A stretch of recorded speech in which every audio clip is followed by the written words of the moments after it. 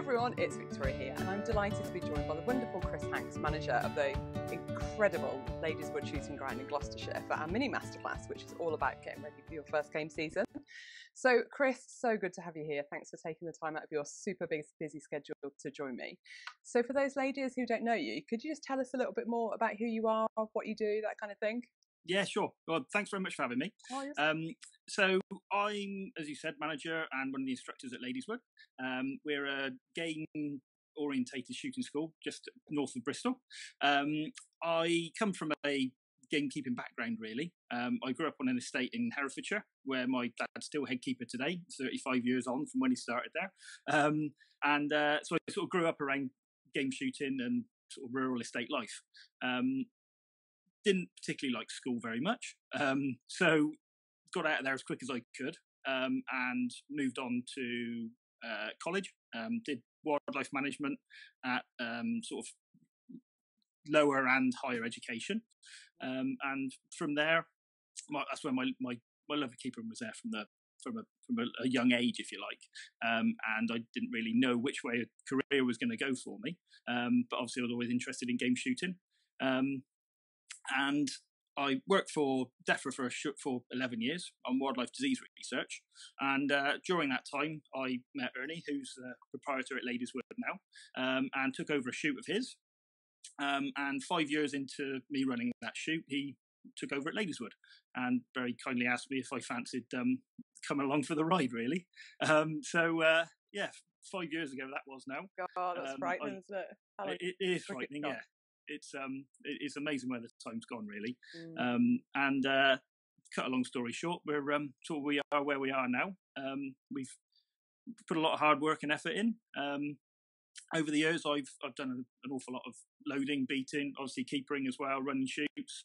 Helped an awful lot of people shoot their first pheasant, first partridge, all that sort of stuff. Over the years, before I started work at Ladies Wood, I was doing probably 30 to 40 days a year loading and instructing in during the season. And obviously I'm doing an awful lot more of that sort of stuff now, really, as well.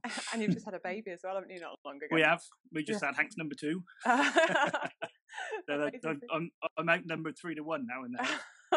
It was like that in my family. I'm one of 4 girls, my poor dad. Anyway, right. I didn't know any of that about you, so that's kind of I've learnt some stuff. So you're obviously very qualified to be our man, so I'm delighted about that. That's all right. So could we kick off then with you telling us the absolute basics of kind of preparing for the game season from like a shooting perspective? Sure. So the biggest thing I would say that people need to do is to get as much knowledge as they can to start with. You can pick up as much as you can online and through videos and reading articles in different magazines and things like that. But you can't beat going beating, picking up that sort of stuff to go and learn how shoots work. And then the actual physical shooting side of things, you just can't beat the experience of going and having proper lessons at a game school. I think there's a lot to be said for visiting a proper game shooting instructor who's experienced in game shooting themselves and helping people in the field. They can really instill a lot of knowledge to you.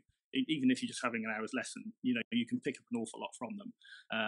And you can take everything from, where you should be shooting your bird, how to stand, how to mount the gun. There's loads and loads of different things that you need to go through. And if you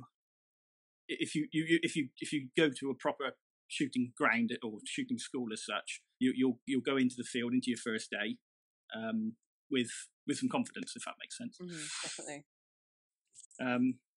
So yeah, there's without going into coaching as such, for your first day, that you be prepared. I think the old Boy Scout thing or Girl Scout for you guys. Yeah, great advice. Yeah, you just like you said, just kind of tagging along, going beating, or see if you can stand with a friend, and that kind of thing. Just getting that knowledge, I think, is so important. That's right.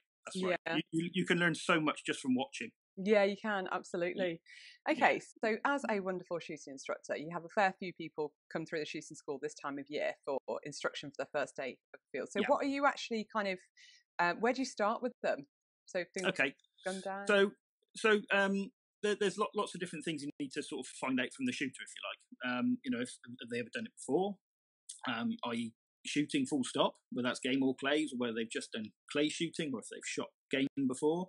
And you need to find out what they're going to be doing. There's no point teaching somebody to shoot a partridge if they're going on a grouse moor. You've got to really start with the basics of what people are going to be doing. And ideally, you need to make sure that people can shoot with their gun down. You don't want to be standing with your gun in your shoulder all day on the peg, because you're going to get quite tired and you can have the mickey taken at you a bit as well, I would have thought. So there's lots of things like that. And I personally would tailor it to the individual. So if you're looking for your very first ever game lesson, then we do everything from the ground up: how to stand, how to hold the gun, how to mount the gun, how to sort of move into the mount, how to step, the bird that you should be shooting, the birds you shouldn't be shooting, and run through all the safety element things as well. There's an awful lot more to think about when you're stood on your game peg than there is when you stood in a cage ready to shoot your first on report pair. Yeah, that's right. Yeah, totally. Yeah, okay. So let's say there's a lady watching this who has her first day of the season, I don't know, like late September. She's got her own gun. She might have been to a few Chelsea Bunker Club days at Ladyswood, or had a few lessons. Yeah. So she knows about safety on a playground and she's shooting well. So what would you cover with her in order to get her ready for her first day in the field? I guess kind of safety-wise, really. So safety-wise, I find the easiest way to do it is to talk somebody through everything from arriving at the start of the day and just really run through, generically what, because obviously lots of shoots do things different ways, but it's all to the same end goal, really. I talk somebody through drawing their pegs, and then once they've drawn their peg, even what that means. Some of the ladies might not understand what that means. So obviously on a game shoot, you have usually between 8 and 9 pegs, and they're spaced out 30 to 40 yards apart, depending on the drive and the land and how things are set up. And obviously, if you're pegged, there quite often there is a peg in the ground, literally, or some shoots just place you, because they like to. If you're shooting partridges, for example, the birds are very unpredictable, and if you have a certain wind, some drives might work better a bit further around the valley or slightly around the corner of the wood. So they like to be nice and flexible from that respect, if that makes sense. And once we've sort of discussed through that, I then walk somebody, pretending perhaps that we're at the shooting ground, for example, at Ladyswood. We're on our small tower. We've got a really good game training area there, with a nice clearing in the woodland, which is just like a peg would be if you were shooting in a woodland ride. You've shot there, you know what I'm talking about, yeah. So that's our peg. We've drawn it. I'd say, right, so this is where we're going to be shooting. You would pick your arc of fire, which I think is the easiest way of demonstrating what's safe, and also you're not pinching your neighbour's birds as well. So the easiest way to describe it is to pick your centre point, and basically 45 degrees either side of you. So you've got a 90-degree angle, is the easiest way to describe. So, and if your neighbour does the same thing, anything within that 90 degrees is your bird, as long as it's got sky around it. It's nice and over tops of the trees, and it's a nice safe shot. Then you're good to take it. Something in between that 90 degrees between you and your neighbour is kind of fair game, as they say. Once we've just been through that, then also talk about not swinging the gun through the line. Obviously, you don't want to be looking down your neighbour's barrels. You've got to take the safety element of things very, very seriously. So I would then talk you through where the pickers up are. Okay, it's always worth looking to see where the pickers up are around you. Some shoots they're a long, long way back. Some shoots have a couple of different distances of pickers up, depending on how high the birds are. Some of them, the higher they are, the further they will go. Some shoots have the pickers up in the lines. Some on a grouse moor, for example, they might be disappeared way behind the boundaries over hills and things that you can't see. Some grouse moors, I have them sat next door to you, just underneath the butts, so they're out of sight and they're nice and safe. And it's always worth just giving them a little wave to let them know that you've acknowledged where they are. Yeah, so important, Chris. And just to highlight highlight what you just said. So, obviously not shooting anything that's kind of that hasn't got blue sky behind it, making a note of where everyone is, and, just not pulling the trigger unless you're 100% safe and confident, really. Certainly. Yeah. It'd be better to be known as the lady that didn't pull the trigger than the lady that pulled the trigger in the wrong place. Oh, yes. Okay, so etiquette. I know Yep. Some ladies can be a little bit baffled by this, and Okay. I know I was actually the first time I went game shooting. I was like, oh my god, what if I put my foot in it, and I just didn't really know. So could you just summarise like what good etiquette looks like, please? Yeah, sure. So etiquette is very wide. The sort of whole etiquette of game shooting. There would be different etiquette to partridges, to grouse, to pheasant, to duck shooting, to high pheasant shooting. To sort of generalise it a little bit, you need to listen at the start of the day to the briefing, for example. Okay, you don't want to be trying to shoot a rabbit when it's running through the line. A, it's dangerous. B, that's probably what's been said in the briefing at the start of the day. So etiquette's part of being safe, as well as being conducting yourself properly, I suppose is the best way of putting it. Getting experience is the biggest thing about the etiquette, really. As you said at the start, tag along with a friend. If you're shooting next week and you've got a friend that's shooting this week, if you can do it, you can just go and spend the morning with them. So you can understand how the shoot works. I think everybody owes it to themselves to understand how a shoot day runs as well. When people talk about etiquette, it's to me it's a little bit more general than just you don't shoot your neighbour's birds. You don't not tip the keeper at the end of the day, and things like that. Okay, so to me, etiquette is very generalised quite often, but I think people need to know that they should not shoot their neighbour's birds. Okay, when I was discussing earlier about your 45 degrees either side of you, so you're 90 degrees, please try and stick to that. We've all been known to, perhaps have a little poach of a neighbour's bird every now and then when it's our friend. But if you're out and it's not a group of friends, or you're out on, say, a corporate day, or you don't really know the people around you, you just don't do those things. You shoot birds that are sporting. You don't want to be turning something into a pillow filler, do you?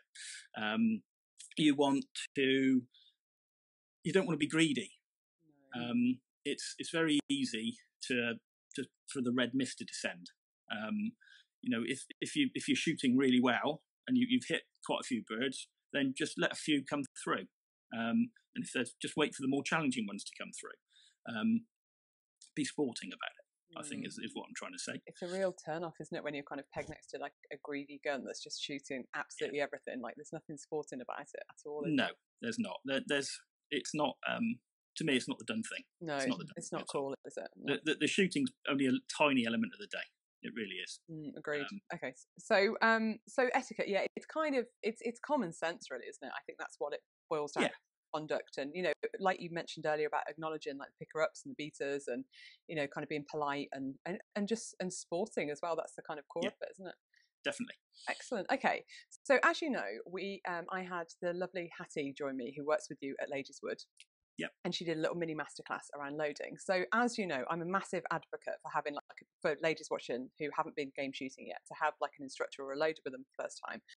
They're out in the field. I didn't have anyone stood with me on my first game day, and I just didn't really know I stood there with my gun broken instead of kind of having it closed and up in the air, because I just didn't know. So I just stood there literally with my gun broken the whole drive.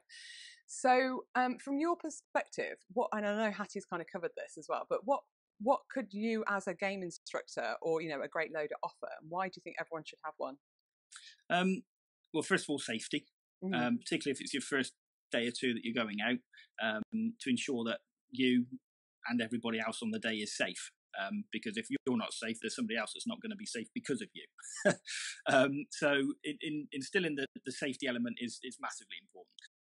If you have a loader or an instructor with you, or a coach that knows the estate, or perhaps the shoot or the farm that you're shooting on, they can give you some little insights into how the day's going. The beaters have just gone 2 fields back over there. They're going to bring the field in. They're going to push those hedgerows across into that game cover, and then they make a pincer movement around the backside to push them all over the guns. Finding out little things about a shoot like that is absolutely priceless, and it gives you a better understanding of the shoot. But as well as that, they'll tell you the right time to close the gun. They'll tell you, right, well, that bird there, that one's coming for you. Watch him come over the trees there. He's just starting to coo. You see him tip his wing. Look, he's coming for you now. Right, start your mount, into the tail, all that sort of thing. It'll give you the confidence that you're doing it correctly, but also that you can enjoy your day that little bit more, and hopefully you get one or two. 100% agree with that. Yeah, God, what I would have given to have someone like you stood with me on my first game day. Yeah, it's so important, and that's why I kind of wanted to reiterate that point, even though we did a whole kind of interview with Hattie about it as well. So that's amazing. No, that's good. Yeah, it's so important, and when you spend that much money as well. Exactly, it's not a cheap game anymore. No, that's it. That's right. Okay, so aside from the actual shooting, safety, etiquette, and instructor, can you just talk us through the rest of the day, like how it runs, such as like dogs, picker-ups, beaters, etc.? Yeah, sure. So, I mean, shooting really is an egg to the peg story. I mean, you don't want me to go through everything, the whole gamekeeper's year, but a shoot day as such. Okay, so you've got to remember that the keeper and the key estate staff have worked all year round for that particular day. Some shoots have they have 10 or a dozen days, and there's been so much blood, sweat, and tears that's gone into it. That you've got to respect that from the outset, and you've got to understand that. Once the day starts, okay, so we've drawn our pegs and everything. The guns are doing their thing. In the background, the keepers have probably been up feeding early in the morning. Maybe some helpers or them have been dogging in the boundaries. By dogging in, I mean using the dogs, the keepers' dogs and stuff to push birds back towards the middle of the shoots and towards the drives, so that they're primed, ready for when the beaters get there.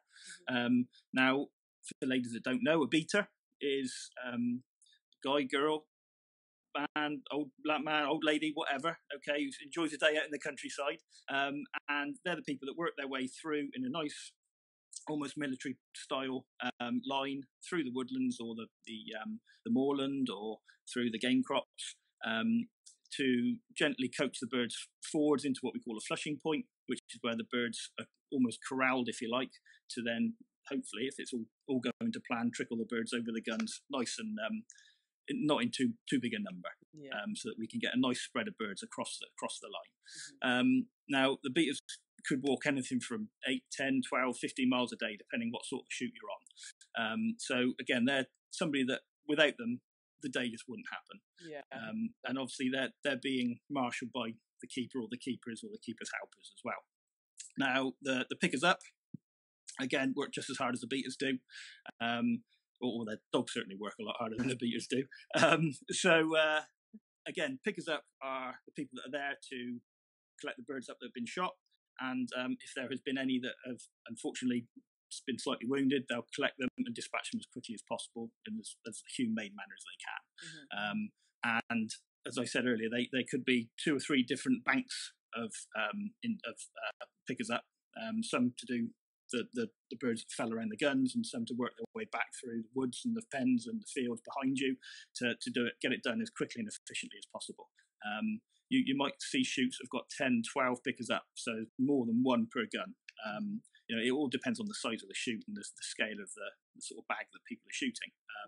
But people don't realise the number of pickers up really is very, very important. Yeah, and the number of dogs as well that each picker up can have. Oh, yeah. Like, you might see someone with like 5 or 6, and it's just like it's such an incredible part of the day, isn't it?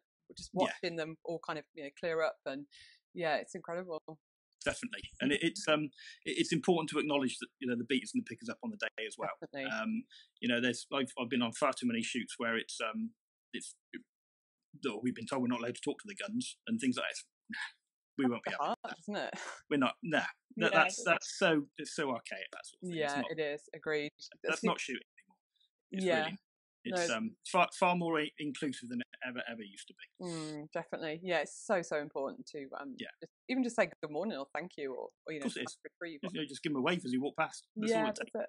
Yeah, definitely. So how about ammunition? Obviously it varies for different quarry species and different times of the season as well. So say for instance we are going on a late October pheasant day, and there'll probably be a few partridges mixed in with it in there, and possibly a few duck as well. So what are we looking to take with us ammunition wise? Okay, so I always say you don't want to be undergunned, but you don't want to be overgunned either. You don't want to be taking your clay cartridges, like a 21 gram number 7 or number 8, to shoot partridge, pheasants, that sort of thing. I would say, particularly for ladies, that a 28 gram number 6 should be fine if you're using a 12 bore, that is. Probably 20 bore, you probably don't want to be shooting much more than a 25 gram number 6. You can move up a little bit, but what you'll find is that you will get a little bit more recoil from the 28 grams and the 20 bore, because you're trying to force quite a number of shot through a smaller barrel, so you will receive a little bit more recoil. Obviously some cartridges kick a little bit more than others as well, so a little bit of trial and error from the individual is always worthwhile as well. Obviously if you're shooting duck, you do need to shoot non-toxic cartridges as well, whether that's one of the lead alternatives or steel. You need to check that your gun is steel proofed, and also that you're not shooting anything, a choke, if you're shooting steel, that is, a choke tighter than half choke. Okay. That's a really good point. So how can ladies, so like most modern over-unders these days are proof for steel, aren't they? So yeah. Could you just tell us how we find out if our gun is proof for steel? Okay, so there's a small little proof mark which is usually on the underside of the barrels. Okay, if you're not sure and you can't find it, your instructor should be able to show you, and also if you go into your local gun shop, they'll be more happy to help you with that as well. Brilliant, that's great.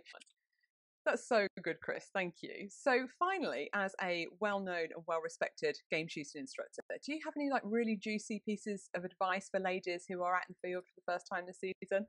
Yeah, sure. I think what I've said already about making sure that you're ready for the day is really important.